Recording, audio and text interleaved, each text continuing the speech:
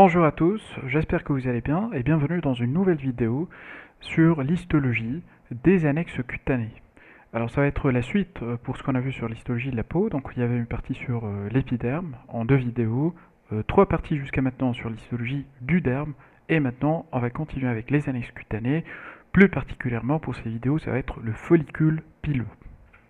Et donc comme premier élément à voir, je vous propose de voir cette image, cette figure qui vous montre un peu les différentes parties qu'on va trouver au niveau d'un follicule pileux.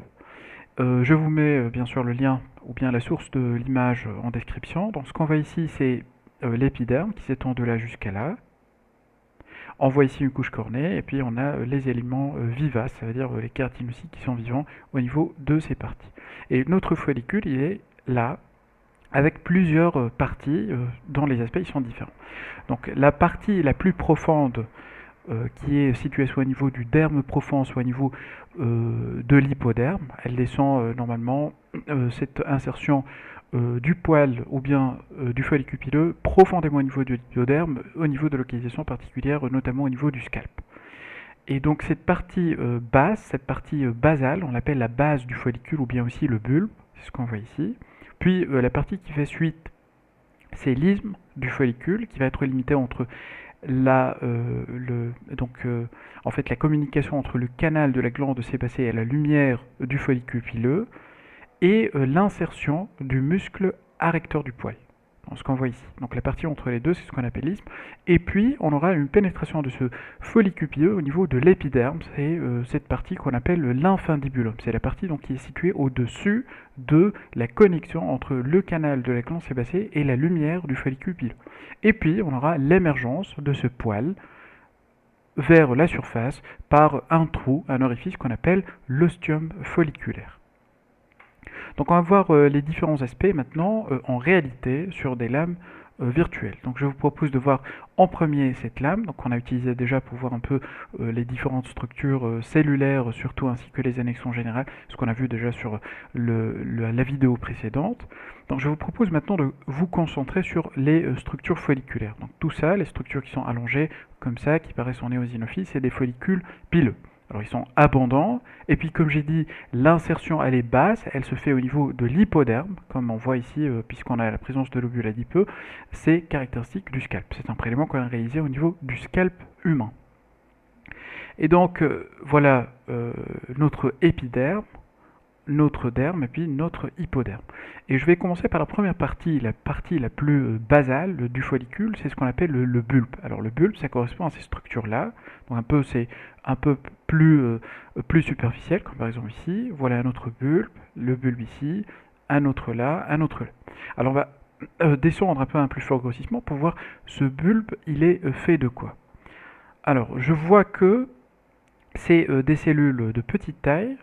Voilà, on voit que c'est des cellules de petite taille avec un noyau qui est de taille élevée par rapport au reste des composantes de la cellule, ça veut dire le cytoplasme. Donc on a des cellules de type basaloïde. Donc pourquoi je dis basaloïde? Généralement tous les noms qui vont se terminer par oïde, c'est des noms qu'on utilise pour dire que ça rappelle un aspect particulier. Alors basaloïde, ça veut dire que ça rappelle l'aspect de cellules basales. Et c'est vrai parce que si je remonte par exemple au niveau de la couche basale de l'épiderme, ça rappelle fortement cet aspect de cellules basales qu'on trouve au niveau de l'épiderme. C'est pourquoi on a dit que c'est des cellules qui sont basaloïdes. En plus de ça, on a un caractère important, c'est le caractère pigmenté. Donc tous ces petits grains, tous ces pigments qui sont granulaires et fins, qu'on trouve à l'intérieur du cytoplasme des cellules basaloïdes, on les appelle, c'est en fait des pigments mélaniques. C'est une couche qui est très mitotiquement active parce que c'est elle en fait qui va générer de façon continue le poil. Et ça explique le fait de trouver de nombreuses mitoses. Tout ce qu'on voit ici, c'est des mitoses. Voilà. Donc ça, c'est l'aspect du bulbe. Donc des cellules basaloïdes qui sont pigmentées. Et puis, au niveau du bulbe, on a également une composante stromale, ce qu'on voit un tout petit peu ici, donc cet aspect un peu bleuté, donc c'est une composante qui est invaginée à l'intérieur du bulbe. Donc on va essayer de chercher d'autres incidences de coupe pour mieux visualiser ça. Voilà, donc voilà un autre exemple qui vous montre l'aspect du bulbe avec cette on voit comme un début en fait d'invagination, c'est dû uniquement à l'incidence de couple. Donc on voit une tentative ici de pénétration des éléments stromaux qui sont là. Donc ces éléments stromaux, donc on voit une petite teinte bleutée qui signifie la présence de fibres de collagène, mais aussi de cellules stromales qui sont fusiformes. Donc ça commence à s'invaginer. Et si je cherche, je vais trouver sûrement, voilà, comme sur cet exemple-là, donc le bulbe, comme ça, et puis je vois l'invagination des éléments stromaux à l'intérieur de ce bulbe. Donc si je cherche, je vais trouver encore d'autres aspects. Donc voilà, donc un autre aspect d'invagination d'éléments stromaux avec des cellules fusiformes et du tissu conjonctif à l'intérieur du bulbe. Donc là aussi, un autre aspect de cette invagination d'éléments stromaux. Alors cette invagination d'éléments stromaux, on l'appelle le corps mésenchymateux papillaire, ou bien aussi la papille dermique du follicule pileux. Et ça, on le trouve à l'état normal, mais aussi dans certains états pathologiques. Je vais vous montrer tout à l'heure un aspect similaire au niveau d'une entité tumorale au niveau de la peau. Donc rappelons-nous de ça pour l'instant. Donc voilà, je passe maintenant à un stade un peu plus avancé au niveau du poil. Alors si je remonte au-dessus du bulbe qui est là, ça veut dire que je suis là maintenant au niveau de sa région. Donc on voit le poil ici au centre qui est en formation avec des pigments fins de mélanine. Et autour, on distingue deux grandes zones distinctes, deux gaines pour être plus précis. Donc on a une gaine qui paraît éosinophile et qui est intimement attachée au poil, c'est ce qu'on appelle la gaine interne. Et puis on a une gaine externe dont l'aspect est clair. Alors on voit beaucoup de cellules ici qui ont un cytoplasme clair. Alors cette clarté du cytoplasme elle est due à une accumulation de glycogène au niveau du cytoplasme de ces cellules. Et quand on a une belle coupe, une belle incidence de coupe sur cette gaine externe, on a parfois un aspect particulier, je vais essayer de le repérer, voilà comme par exemple ici, on dit que c'est une gaine qui présente un aspect un peu en touche de piano. Alors avec, vous savez, avec les touches blanches et les touches qui sont en noir. Et puis à l'intérieur, comme j'ai dit, donc c'était la gaine interne qui avait cet aspect un peu éosinophile. Voilà, donc si je me balade, donc, mais toujours rappelons-nous que ces gaines elles sont visibles uniquement au niveau des parties suprabulbaires. Donc voilà la gaine interne, éosinophile, la gaine externe claire à cause des dépôts de glycogène. Alors la gaine interne, la gaine externe. Alors ici je vois que la gaine externe, c'est dû à l'incidence de coupe bien sûr, et on voit l'aspect clair du cytoplasme sur les différentes cellules. Alors passons maintenant, comme on a dit, la partie qui fait suite au bulbe et qu'on était en train d'observer tout de suite, c'était la partie ismique. Alors la partie ismique, quand est-ce qu'elle va s'arrêter? Elle va s'arrêter lorsque je vois la connexion entre la glande sébacée et le follicule pileux. Ça veut dire ici on aura l'arrêt de la partie ismique du follicule pileux et le départ d'une nouvelle partie qu'on appelle l'infundibulum. Alors, je vais vous montrer sur cette même lame une coupe qui est intéressante ici parce qu'on avait la chance de tomber sur un follicule pileux qui est coupé de façon longitudinale et on voit une continuité entre la lumière de ce follicule et le milieu extérieur. Et là, je vois la partie en bas avec le poil qui est conservé. Voilà, c'est une remarque aussi que j'aimerais donner, c'est que lorsque on fait la technique, je sais que le poil il est en fait toujours tout le temps au niveau de la lumière du follicule, mais à cause de la technique, on peut voir un détachement de ce poil à l'extérieur de sa lumière. Et donc ici, par exemple, on avait la chance de conserver ce poil du moins sur une partie de sa hauteur, mais là, par exemple, on a perdu ce poil. Et on peut tomber sur des aspects, par exemple, comme ça, où je vois nettement que j'ai un détachement du poil qui est là depuis sa lumière qui est en arrière. Voilà, donc je reviens sur l'image ici, et je disais que la partie de l'isthme, elle s'étendait depuis le bulbe en bas jusqu'à la connexion entre la glande sébacée et la lumière du follicule pileux. Donc ça veut dire que là, c'est la limite entre la partie isthmique dans laquelle, sur cette coupe, je vois une kératinisation, parce qu'on voit ici la couche qui est un peu éosinophile et anucléée, c'est une couche de kératine, mais elle est présente sans présence de cellules granulaires. Ça veut dire sans couche granulaire à ce niveau. Donc je vois qu'il y a cette production abrupte et brutale, si on veut dire, de couches de kératine à partir de kératinocytes sans présence de cellules granulaires. Mais si je remonte, si je change la couche, ça veut dire que je suis maintenant à l'étape de l'infundibulum, je vois la présence d'une couche granulaire. Donc on a déjà les kératinocytes, une présence de couche granulaire, et puis une production de kératine, et cette kératine-là, à cette étape, elle commence à ressembler fortement l'aspect de kératine qu'on trouve au niveau de la surface cutanée, ça veut dire avec cet aspect un peu lamellé. Donc voilà, donc après cette partie infundibulaire, on a ici l'ouverture du follicule pileux, donc c'est là où on aura l'émergence normalement du poil, et c'est ce qu'on a appelé l'ostium, qui est caractérisé par cet excès de production de kératine. Voilà. Et là, il arrive parfois d'observer certains parasites qu'on trouve au niveau des follicules, qu'on appelle les démodex. C'est au niveau de ces parties ostiales du poil. Il faut savoir que les démodex, alors si on les observe comme ça fortuitement sur une lame, ça peut être tout à fait normal, parce que généralement ça ne cause pas de symptomatologie clinique, c'est-à-dire on n'a pas d'irritation à la peau, on n'a pas de rougeur, on n'a pas d'érythème, mais parfois ça peut donner des manifestations cliniques.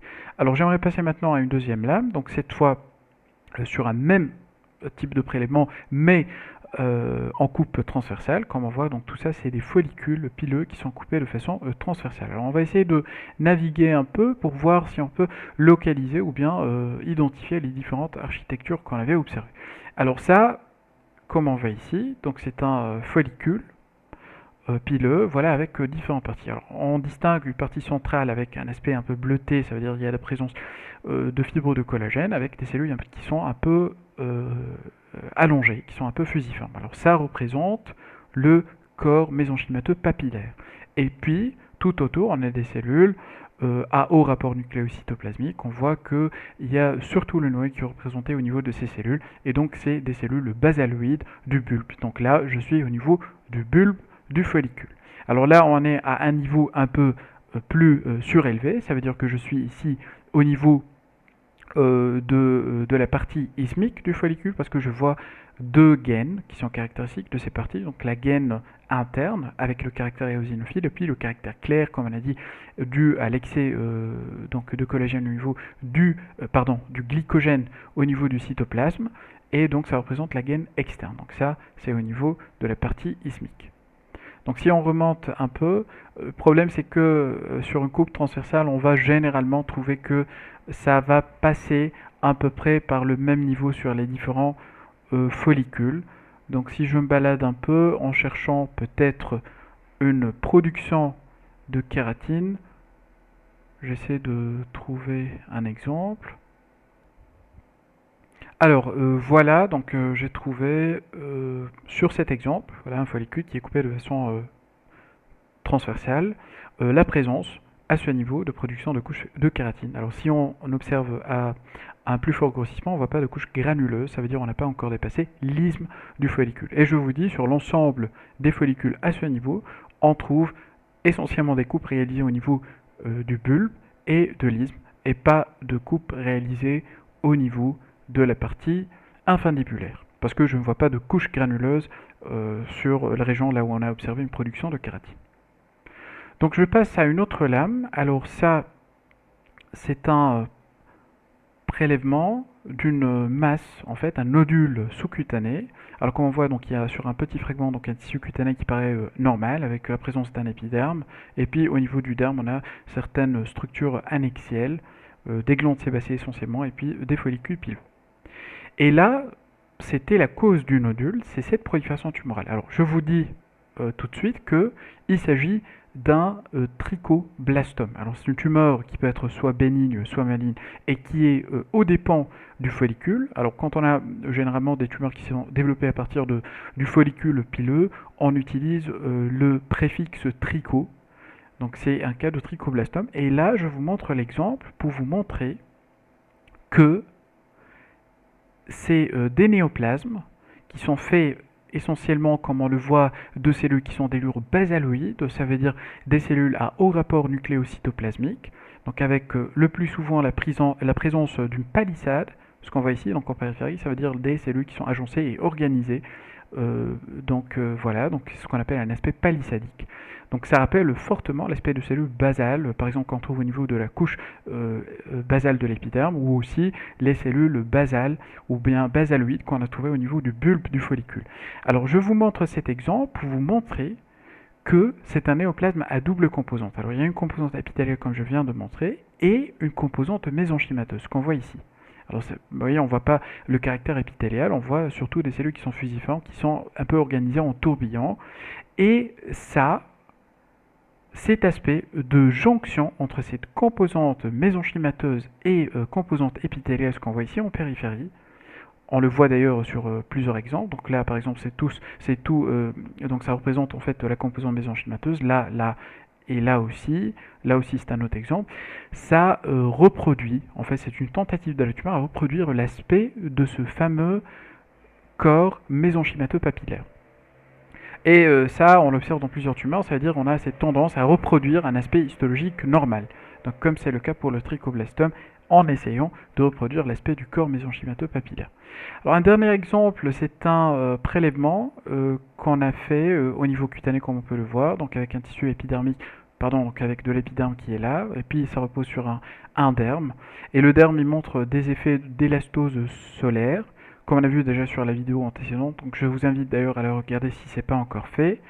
Cette teinte grise un peu bleutée qui représente les lésions d'élastose solaire, comme je disais. Et puis au niveau des follicules, des structures folliculaires, ici on est au niveau infundibulaire parce que je vois une couche granuleuse à ce niveau au contact de la couche cornée ou bien de kératine. On voit un corps à l'intérieur de la lumière. C'est un corps avec des structures un peu basophiles et ça représente une partie de ce fameux parasite qu'on a cité tout à l'heure qui était le Demodex. Donc comme je disais, la présence de ces Demodex, puisque c'est en continuité avec le milieu extérieur, donc ça reste toujours situé sur le milieu extérieur, sur la surface externe de la peau et non pas à l'intérieur. Généralement ça ne donne pas des symptômes, mais parfois ça peut donner des symptômes. Donc je reviens maintenant sur la présentation pour récapituler un peu ce qu'on vient de voir. Donc on a dit que le bulbe c'était la partie la plus basale du follicule avec la présence de cellules basaloïdes avec présence de pigments mélaniques. Puis on a vu ce corps mésenchymateux papillaire qui était fait d'éléments stromaux, des cellules stromales, mésenchymateuses, allongées sur un fond bleuté, si on utilise la coloration trichrome bleu bien sûr, ce qui est signe de présence de fibres de collagène. Il y avait aussi la gaine, les deux gaines, si on remonte un peu en haut du bulbe, on va trouver la gaine interne qui est éosinophile et puis la gaine externe avec cet aspect clair des cellules qui est dû à une accumulation de glycogène. Un truc que j'ai pas mentionné parce que sur les lames on n'a pas vu cette continuité directe entre le muscle lisse du muscle arrecteur du poil et le follicule lui-même, mais c'est une région qui est dite porteuse de cellules souches folliculaires. En fait, on dit que c'est là où on a la localisation des cellules qui vont donner toutes les autres cellules du follicule pileux. L'infundibulum, si on remonte un peu plus, et qui est présente au-dessus de la connexion entre le canal sébacé et le follicule pileux, elle est caractérisée par une kératinisation avec présence d'une couche granuleuse, et puis l'ostium, c'est l'ouverture avec excès de kératine, et parfois on peut trouver des germes ou aussi des parasites, comme ce qu'on vient de voir et ce qu'on appelait le Demodex. Donc on arrive à la fin de cette vidéo sur le follicule. Ça a été un peu résumé, donc on a montré les différents éléments essentiels à connaître sur un follicule pileux, et pour la suite, pour les vidéos à venir, ça va être surtout les autres annexes, donc on va voir la glande sébacée et les glandes sudoripares avec les deux types écrine et apocrine. Je vous dis merci et à très bientôt pour une nouvelle vidéo.